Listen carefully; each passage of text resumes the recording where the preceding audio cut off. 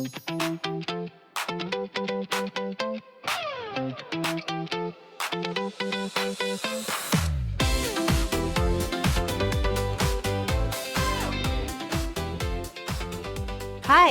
I'm Anne.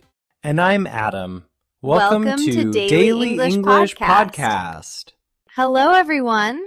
Welcome back to our channel. Guys, this is a very special edition of Daily English Podcast. I'm so excited today. Hi, Anne. Hi, friends. Yes, I'm very excited too. Can you hear it? It's the sound of passion. Adam, why are you wearing a soccer jersey? Are you going to play a match? I wish, but no. You look good in our team's jersey. I'm dressed like this because the 2026 World Cup is very close. And this World Cup is different from all the previous ones, right? Totally. It's a historic event. For the first time, the tournament is played in 3 different countries: Canada, Mexico, and the US. It's a World Cup in 3 countries. 3 countries. Take note, guys. A country is a territory with its own culture, government, laws, and political system. And this year, those traveling to the World Cup need some survival English. Exactly. If you go to a stadium in the US, Mexico, or Canada, you need practical phrases. For example, Adam, imagine we are arriving at the stadium and there are many people. What is the first thing you ask? That's easy. I ask, "Excuse me, where's the stadium entrance?" Perfect. And friends, if you can't find your seat, you can say, "Can you help me find my seat, please?" Seat. It's where we sit to watch the game, and from where we jump to shout, "Goal!" with emotion. It's a very useful word. But, Anne, what if I'm very thirsty in the middle of the game?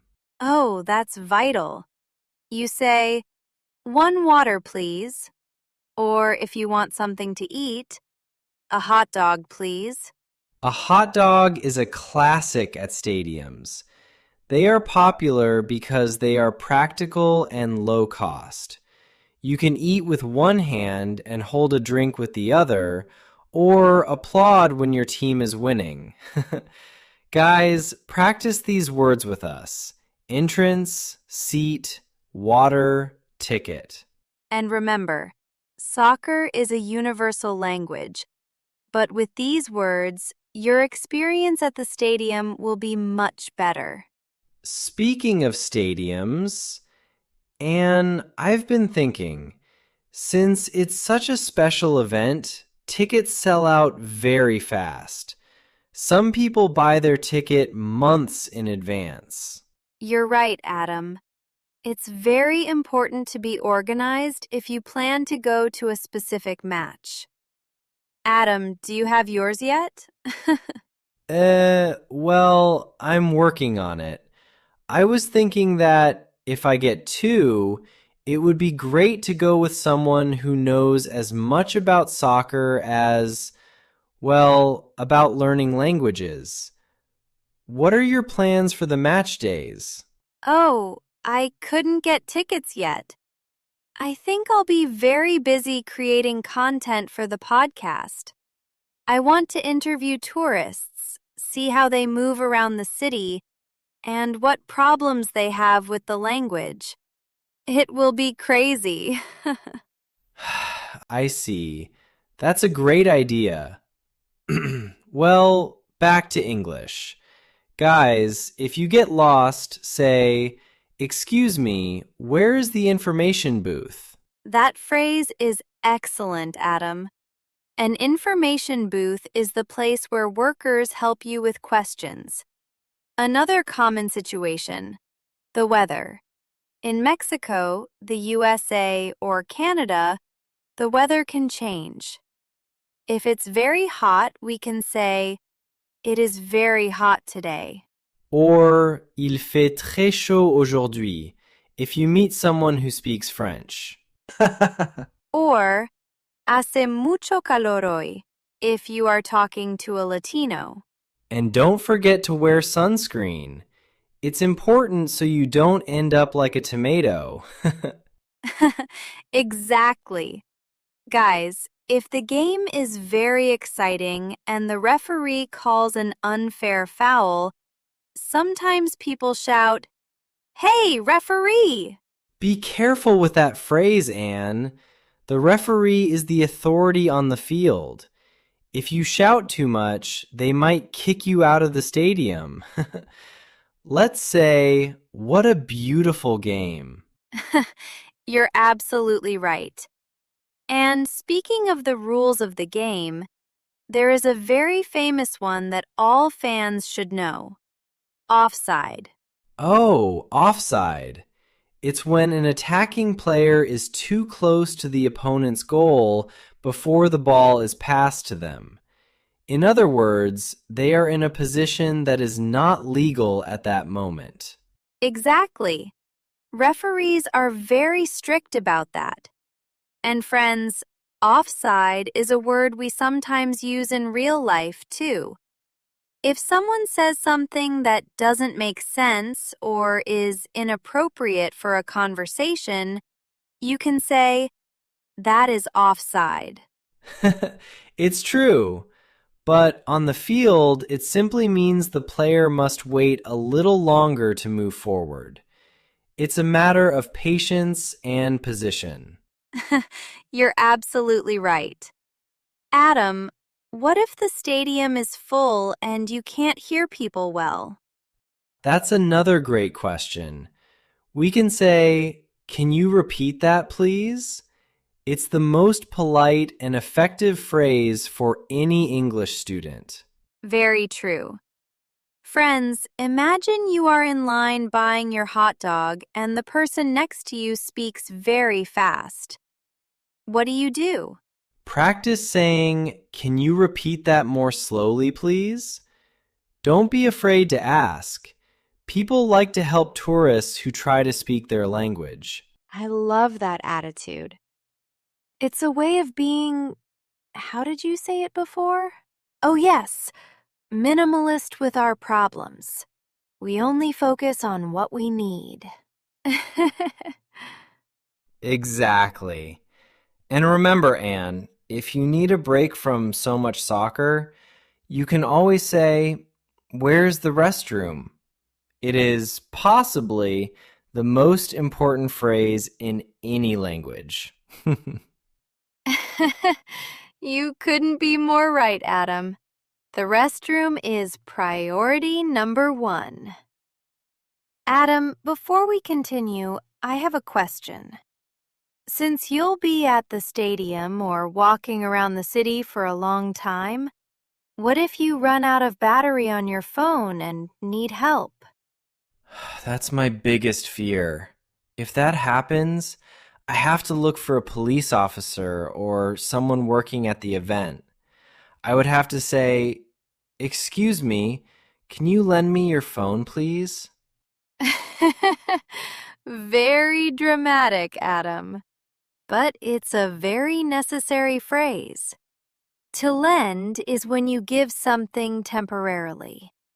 And speaking of being on the street, what if you don't know how to get from one point to another? Of course, it's fundamental to know how to ask for directions.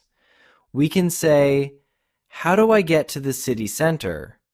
Or if we are near the stadium, "Is the stadium very far from here?" Exactly.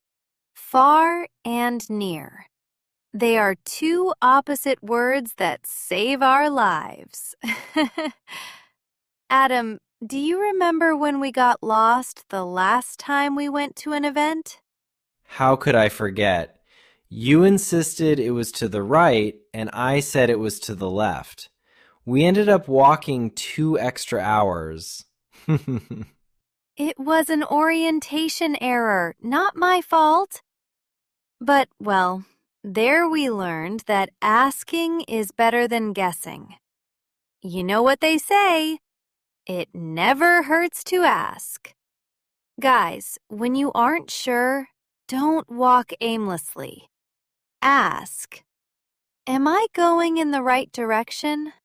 That phrase is also very important. Totally. Adam, for our World Cup trip, I think we need a checklist. What things can't be missing in your backpack? Let's see. My passport to travel to Mexico or Canada, my ticket, some cash, and an external battery for my mobile. I can't live without my mobile. Very good. Cash is paper money and coins, not a card. It's good to have it in case the card machine doesn't work at the stadium. Good point. And speaking of money, it's important to ask, do you accept credit cards?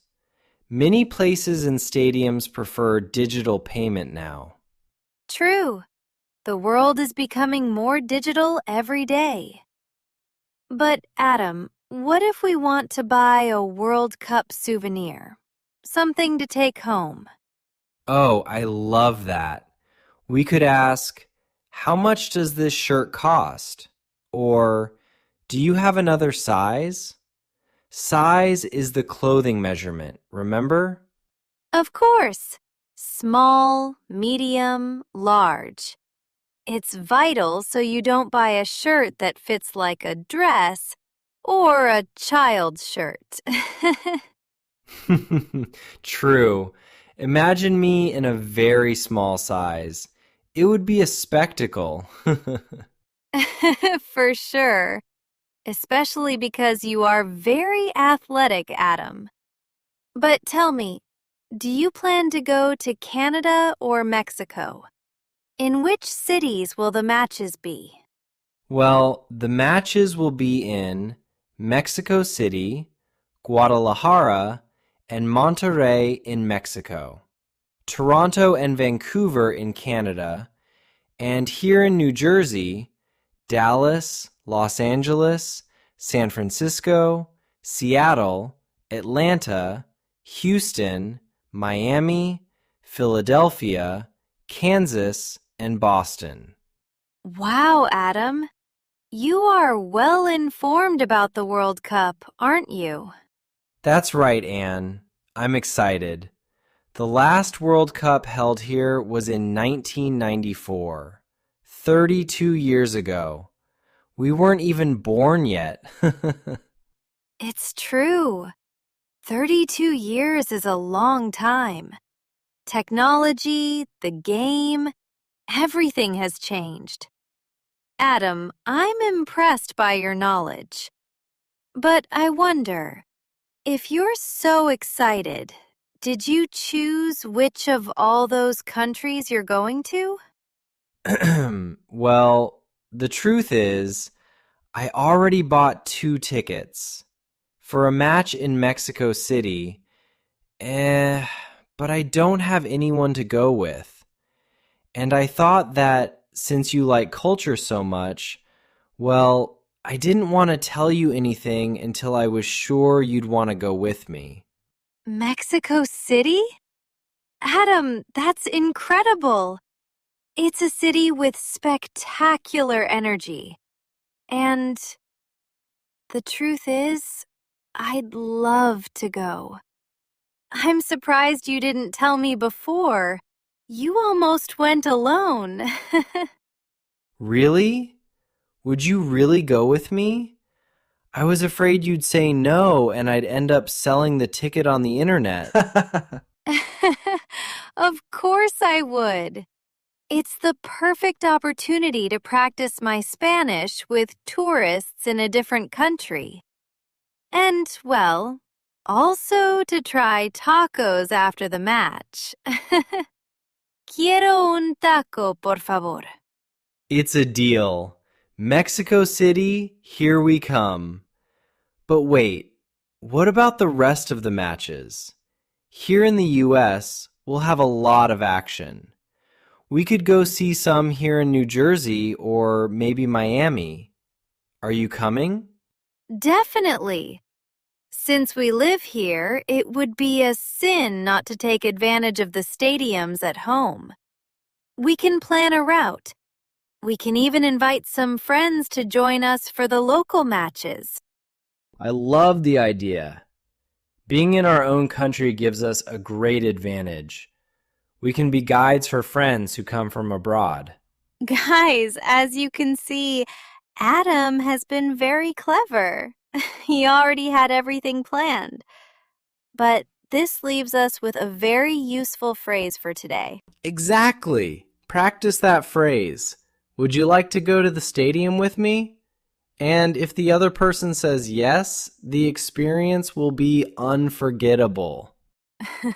Should we say goodbye with our vocabulary review? Stadium. A very large place where people watch sports matches. Entrance. The place where you go into a building or a stadium. Seat. The place designed for sitting, such as a chair or sofa. Ticket.